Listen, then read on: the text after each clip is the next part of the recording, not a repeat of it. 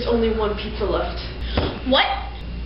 There's only one piece left. What are we gonna do? Martha! I don't know, Christina. I don't know. Just let me think for a second. Alright, well, this isn't a big deal. We can do pizza bites. I take a bite, you take a bite, I take a bite, you take a bite. No!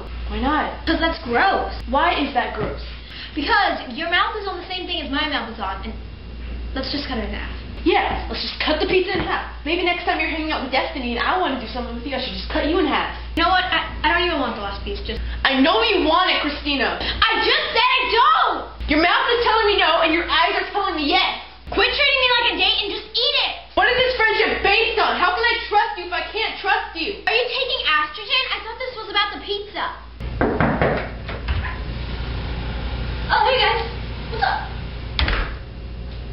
Oh, I'll take the last piece of pizza if you guys don't want it. Oh.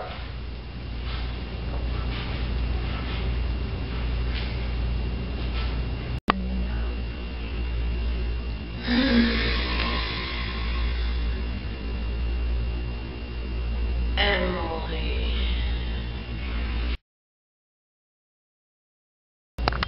Is that soup?